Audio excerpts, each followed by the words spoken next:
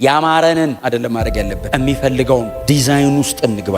እግዚአብሔር የሰጠንን ይዘን መሞት የለብንም። ሰርተን አገልግለን ባዶ እጃችንን ነው መሄድ ያለብን።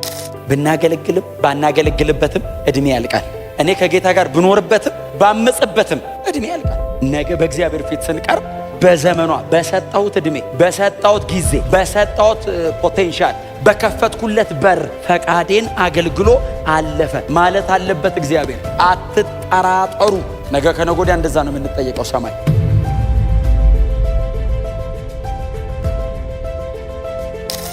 ሶምሶን 20 ዓመት በእስራኤል ላይ መስፍን አረገው። እግዚአብሔር ምን ሰጠው? እድል። እግዚአብሔር ምን ሰጠው? ወንበር። ምን ሰጠው? በዳን ሰፈር በኤሽታኦል ሸለቆ መንፈስ፣ አንበሳ እንደ ጠቦት የሚቆራረጥ መንፈስ።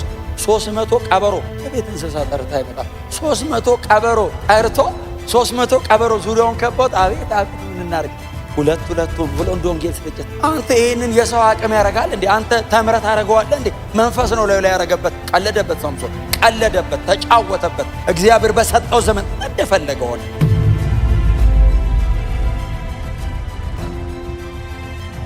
ዳዊት ማን እንደነበረ አያውቁም እንዴ? ያውቃሉ። ድካም እንደነበረበት አያውቁም? ያውቃሉ። ጳውሎስ አያውቅም እንዴ? እኛ ራሱ እናውቃለን። እንኳን ጳውሎስ በገዛ ፈቃድ ካገለገለ እግዚአብሔር እንደዚያ እንደ ልቤ የሆነ ፈቃዴን የሚያደርግ የእሴይ ልጅ ዳዊት አገኘሁት። ቅዱሱን ዘይቴ ቀባሁት። እግዚአብሔር ለዳዊት እድል ሰጥቶታል፣ እድሜ ሰጥቶታል፣ ጊዜ ሰጥቶታል፣ ወቅት እግዚአብሔር ሰጥቶታል። እግዚአብሔር ዘመን ብቻ እንካ ብሎ አይደለም የሰጠው። በዚህ ዘመን እኔ እንድታደርግ የምፈልገው የእኔ የሆነ ነገር አለ ይለዋል።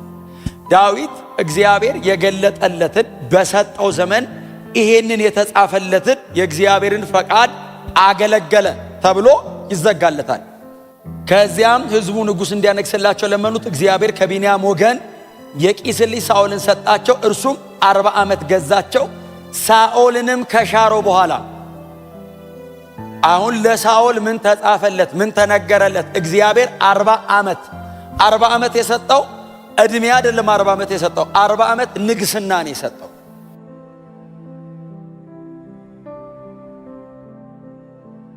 እግዚአብሔር ለሳኦል 40 ዓመት ዙፋን ሰጠው። እግዚአብሔር ነው ዙፋን የሰጠው። አነገሰው የሚለው እግዚአብሔር ነው። ሳኦል ፖቴንሻል ስለነበረው ነገሰ አይልም መጽሐፍ ቅዱስ። ስለ ሳኦል ሄዳችሁ የምታነቡ ከሆነ አንደኛ ሳሙኤል ምዕራፍ 9 ምናምን የምታነቡ ከሆነ እንኳን ፖቴንሻል ሊኖረው ፈሪ ነው። ተመርጦ ለመውጣት ዕቃ መሃል ተደብቆ ፈልገው አወጡት ነው የሚለው። ፈሪ እግዚአብሔር ነው ያነገሰው። ልብ የቀየረለት እኮ እግዚአብሔር ነው። ፈሪውን ሰውዬ ከሳሙኤል ተለይቶ ሲሄድ እግዚአብሔር ልቡን ለወጠው እኮ ይላል። እግዚአብሔር ይሁት ኮንትሪቢዩት ያደረገውን ዘመን መስጠት ብቻ አይደለም፣ ልብ ቀየረለት። ፈሪ አንዴ ናውጣ እንቀባ ለመባል ተደብቆ ዕቃ ውስጥ የሚቀመጥ ሰውዬ ነገ በእንትን ከተማ ፀሐይ ባተኮሰ ጊዜ እንዋጋለን፣ ድል እናገኛለን የሚል ጀግና አረገው እግዚአብሔር። ጀግና ያረገው አዋግቶት አይደለም፣ ልብ ቀይሮለት ነው።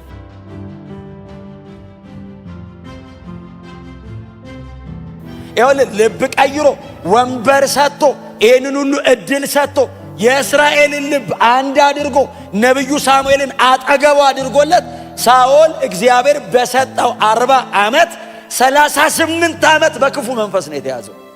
ዘመን ዕድሜ የተሰጠው ሌላም ሰው ነበር፣ ግን አልሰራበትም። ሶምሶን 20 ዓመት በእስራኤል ላይ መስፍን አረገው። እግዚአብሔር ምን ሰጠው? እድል። እግዚአብሔር ምን ሰጠው? ወንበር። ምን ሰጠው? በዳን ሰፈር በኤሽታኦል ሸለቆ መንፈስ፣ አንበሳ እንደ ጠቦት የሚቆራረጥ መንፈስ። 300 ቀበሮ የቤት እንስሳ ጠርታ ይመጣል። 300 ቀበሮ ጠርቶ 300 ቀበሮ ዙሪያውን ከቦት አቤት አቤት ምን እናርግ? ሁለት ብሎ እንደ ወንጌል ስርጭት። አንተ ይሄንን የሰው አቅም ያረጋል እንዴ? አንተ ተምረት አረጋዋለ እንዴ? መንፈስ ነው ላይ ያረጋበት። ቀለደበት፣ ሶምሶን ቀለደበት፣ ተጫወተበት። እግዚአብሔር በሰጠው ዘመን እንደፈለገ ሆነ።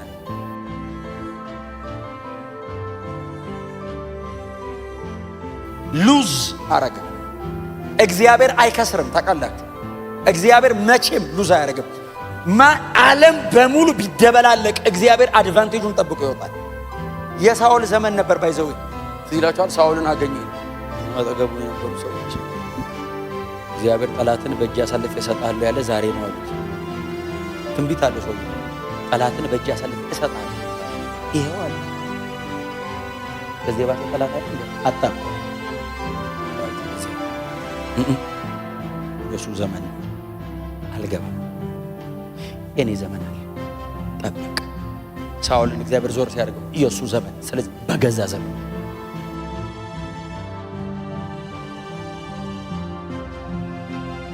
ዳዊት ማን እንደነበረ አያውቁም እንዴ? ያውቃሉ። ድካም እንደነበረበት አያውቁም? ያውቃሉ። ጳውሎስ አያውቅም እንዴ? እኛ ራሱ እናውቃለን። እንኳን ጳውሎስ በገዛ ዘመኑ የእግዚአብሔርን ፈቃድ ካገለገለ እግዚአብሔር እንደዚህ ያለ እንደ ልቤ የሆነ ፈቃዴንም የሚያደርግ የእሴይ ልጅ ዳዊት አገኘሁት አለ። ቅዱሱን ዘይቴ ቀባሁት አለ። ክፉ ሰው አይበግረውም። የአመፃ ልጅ በእርሱ ላይ ክፋትን አይጨምርበትም። ቀኜ ትረዳዋለች፣ ክንዴ ትደግፈዋለች። ቀኝ እጁን በባህር ላይ አለ፣ ግራ እጁን በወንዞች ላይ አኖራለሁ። ምን ማለት ነው? ከሜዲትራኒያን እስከ ኤፍራጥስ ወንዝ ነው ግዛቱ አለ። the whole middle east የሱ ነው የሚሆነው አለ። እግዚአብሔር ግዛት ነው ከሮ ቀኝ እጁ ባህር ላይ ሲል እኮ ሜዲትራኒያን ነው፣ ግራ እጁ ወንዝ ላይ ሲል እኮ ኤፍራጥስ እኮ። በሙሴ የተነገረውን ትንቢት ፉልፊል አድርጌ ድፍን ከናን የምሰጠው በዚህ ሰው በኩል ነው አረገው። ሆነ።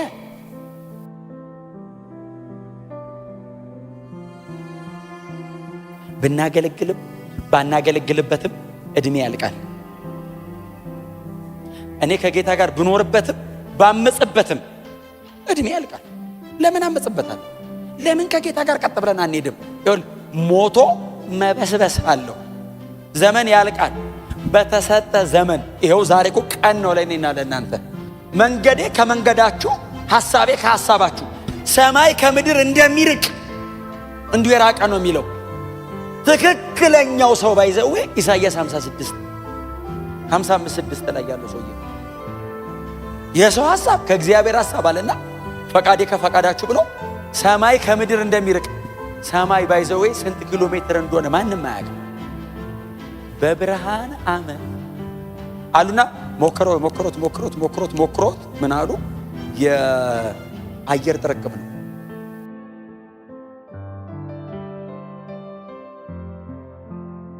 በብርሃን ዓመት አይገኝም ሰማይና ምድር ርቀቱ። የእናንተ የኔ ሐሳብ እንዲህ ነው አለ። መቼም አንገናኝም ማለት ዳዊትስ እንደ ልቤ። ዮሐንስ ተልእኮን በማጠናቀቅ ላይ ሳለ እመትልቃለች አይደል?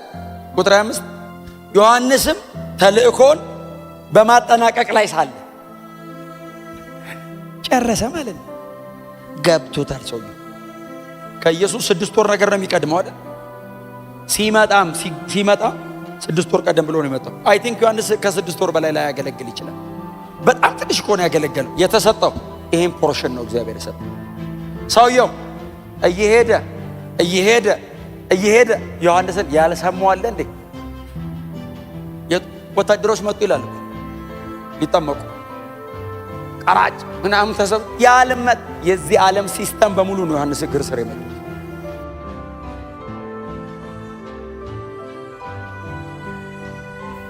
ዓለሙ በሙሉ እኮ ነው የሰማው።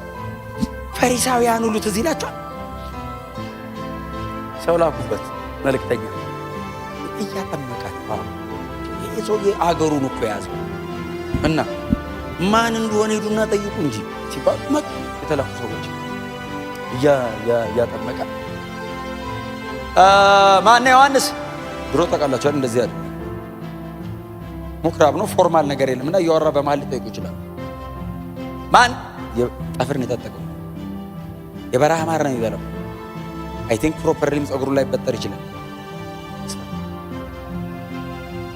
ከበረሃ ነው ከምድረ በዳ ዝም ብለህ ሳለው አንበጣ እየበላ ምናምን የመጣው እንቱን ንግግሩ ራሱ እንትን አይደለም መልእክት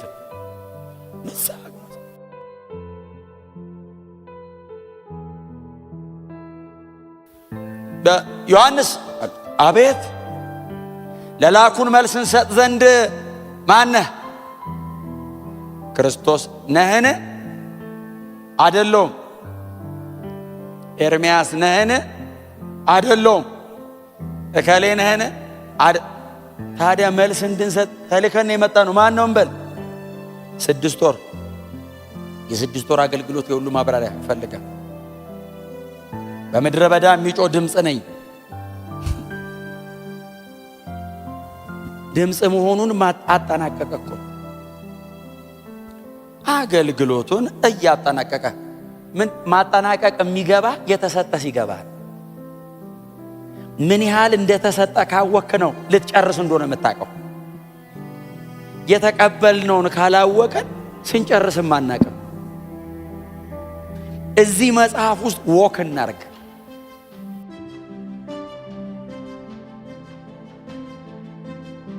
የምንኖርለትን አጀንዳ የምናገኘው ከዚህ መጽሐፍ ውስጥ ነው።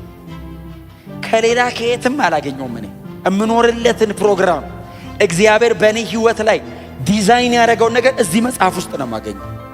አባቶቻችን የት ነው ያገኙት? እዚህ ውስጥ። ጌታችን ኢየሱስ ክርስቶስ አልቲሜት ሞዴላችን ያለምንም እንከን ቅንጣት የምታክል ስህተት ሳይገኝበት በፍጽምና በተሰጠው ጊዜ ይዞ የመጣውን ሚሽን ጨርሶ ሄደው ኢየሱስ ብቻ ነው።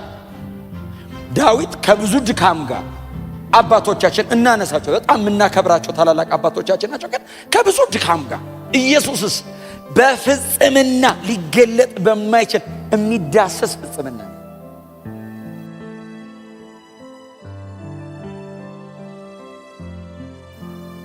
ኢየሱስ ሊይዙት ሲመጡ መጡብኝ አይልም።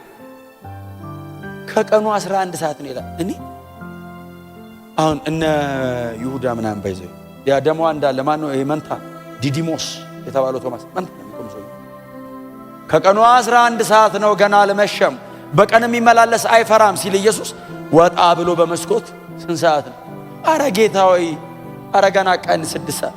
ኢየሱስ እያወራ ያለው ስለ ዘመን ነው። ገና ነው፣ ግን 11 ሰዓት ነው፣ እየመሸ ነው፣ እየጨረስኩ ነው። አንደርስታንድ አድርጎት ልክ ሊይዙት ሲመጡ የሰው ልጅ ተላልፎ የሚሰጥበት ጊዜ መጣ። ልክ መስቀል ላይ ሲሞት ተፈጸመ፣ ጨረሱ፣ በቃ የለም የመጣሁት ለዚህ ነው፣ ፉልፊል አረኩት፣ 4 ነጥብ አደረገ። ዘላለም ላይ ነው ተፈጸመ ያለው። ሰብስቦ ተፈጸመ ሲል አባቱ አለቀ፣ ሰማይ ምድር አለቀ አለ።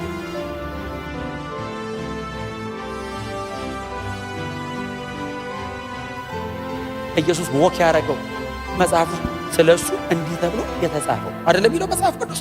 ስለሱ እንዲህ ተብሎ የተጻፈው ልብሱ ሲቀደድ ሊቀዱት ሲሉ አትቅደደው ዕጣ እንጣጣል ሲሉ በእጀ ጠባቡ ላይ ዕጣ ተጣጣሉ የሚል ጥቅስ አለ። በዚህ ስለ ኖሮ አይደለም ስለ ጨርቁ የተጻፈው ነው ያደረገው። በዚህ መጠን አኪዩሬት በእንከን የሌለው ሙልጭ አድርጎ ጨርሶ እኔና እናንተ በዚህ ዘመን ተረኛ ነን። እግዚአብሔር የሰጠን ሚሽን አለ ስፔሲፊክ በግል በግል በግል በግል እግዚአብሔር የሰጣችሁ የምታገለግሉበት እግዚአብሔር በእናንተ ሁኔታ የሚከብርበት ነገር አለ። እንደ አካል ግን ክርስቶስን መግለጥና ማክበር የተሰቀለውን ክርስቶስን ማድመቅ አሳይመንታችን።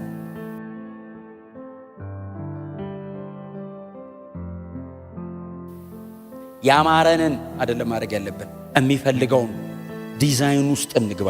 ለምን መሰላችሁ? የሆነ ዘመን አለ። አሁን ስለኔና ስለናንተ የሚጻፍ ጥቅስ የለም፣ የሚጻፍ መጽሐፍ ቅዱስ የለም። መጽሐፍ ቅዱስ ተጽፎ አልቋል። በሰማይ ግን ነገ በእግዚአብሔር ፊት ስንቀርብ ይሄ ጥቅስ ለኛ መደገም አለበት።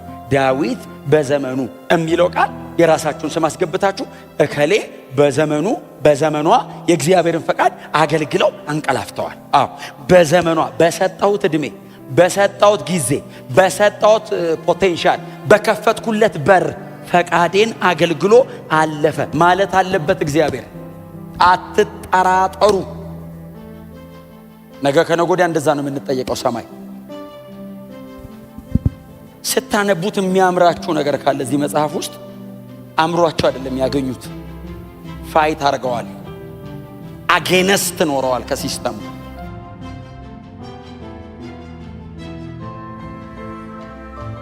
እግዚአብሔር የሰጠንን ይዘን መሞት የለብንም። ሰርተን አገልግለን ባዶ እጃችንን ነው መሄድ ያለብን።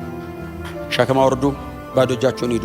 አክሊል እቀበላለሁ ጳውሎስ ለምንድን ነው? ሩጫ ጨረሱ፣ እድሜ ጨረሱ፣ እንትን ጨረሱ፣ ምንም የለኝ እና ባዶ ነው የሚሄደው። ምን ልሰራ? አክሊል ልቀበል ባዶ እጄን ነኝ፣ ብዙ ይዛለሁ። ኦሬዲ ገብተናል፣ እኛ ውስጥ ነው ያለነው። ግን እያልኳቸው ያለሁትኝ ስለ መዳን አይደለም እያወራሁ ያለሁት፣ ስለ መሸለም ነው እያወራሁ ያለሁት። መክሰር የለብንም። ነገ ሰማይ ሄደን ማዘን የለብን፣ መሳቅ ነው ያለብን። ሰማይ ማመስገን፣ መደሰት ከነ ጳውሎስ ጋር እልል ብለን እነ ጳውሎስ ጋር አብረን አክሊሎቼ ናችሁ እያለ ጳውሎስ ይዘምር አብረን እኛም